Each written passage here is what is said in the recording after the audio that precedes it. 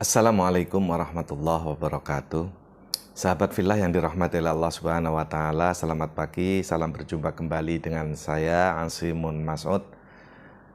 Masih dalam kalam hikmah Ramadan 1445 Hijriah. Memasuki puasa di hari ke-24. Al-Fakir ingin menyampaikan sebuah riwayat dari baginda Rasul sallallahu alaihi wasallam yang terdapat di dalam kitab Al-Isti'dad Liyaumil Ma'ad karya Al-Hafidz Al-Imam Ibnu Hajar Al-Asqalani, bahwa di sana disebutkan baginda Rasul sallallahu alaihi wasallam bersabda, "Iza kana yaumul qiyamati yudha'ul mizan." Nah, ketika terjadi hari kiamat nanti, maka timbangan akan diletakkan fayu'ta bi ahli sholah, maka didatangkanlah ahli-ahli sholat, fayuwaffuna ujurahum bil mizan, maka disempurnakanlah pahalanya dengan timbangan tersebut. Summa fayu'ta bi ahli shaum, kemudian didatangkan pula orang-orang yang ahli puasa, fayuwaffawna ujurahum bil mizan, kemudian disempurnakan pula pahala-pahala mereka dengan mizan. Kemudian summa fayu'ta bi ahlil bala, kemudian datangkan pula orang-orang yang saat hidup di dunia sering mendapatkan ujian dari Allah Subhanahu wa taala. La yang sabulahum mizan, maka tidak bisa menghitung untuk mereka itu timbangan amal kebajikan. Wala yungsyar lahum diwanun, dan tidak pula dibentangkan bagi mereka itu timbangan wadah-wadah, fayuwaffawna ujurahum bighairi hisab.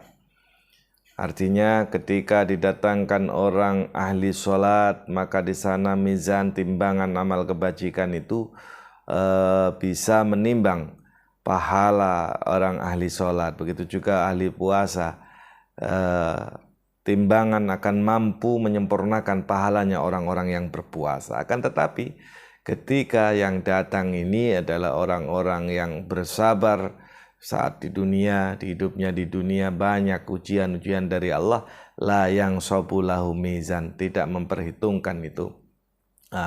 Saking banyaknya pahala yang diberikan oleh Allah Subhanahu wa taala sampai timbangan tidak mampu menimbangnya. Walang yungsyaru lahu diwan. Tidak pula tempat-tempat yang ada untuk pahala bagi mereka itu mampu membentangkan di sana. Fayuwaffawna ujurahum bighairi hisab, maka disempurnakanlah bagi mereka pahala-pahala mereka ini tanpa hitungan, saking banyaknya. Ternyata melihat sabda baginda Rasul sallallahu alaihi wasallam ini adalah bahwa pahala yang terbesar adalah pahala kesabaran ketika mendapatkan berbagai macam ujian dari Allah Subhanahu wa taala. Kemudian baginda Rasul melanjutkan, hatta yatamanna ahlul afiyah law kanu bimangzilatihim min kasrati sawabillahi taala. Maka sehingga ahlul afiyah, orang-orang yang sehat, orang-orang yang sejahtera, yang bahagia, itu menginginkan menjadi orang-orang yang banyak ujiannya. Laukanu bimangzilatihim, mengharapkan, tamanni, berharap sekali bila waktu di dunianya mereka itu dalam keadaan atau posisi sebagaimana orang-orang yang bersabar mendapatkan berbagai macam ujian dari Allah Subhanahu wa taala. Harapan ini muncul karena min kasrati sawabillahi ta'ala, karena begitu banyaknya pahala yang diberikan dari Allah Subhanahu wa ta'ala. Sahabat fillah yang dirahmati Allah Subhanahu wa ta'ala, itulah hikmahnya kenapa kita harus senantiasa bersabar ketika mendapatkan berbagai macam ujian dari Allah Subhanahu wa ta'ala.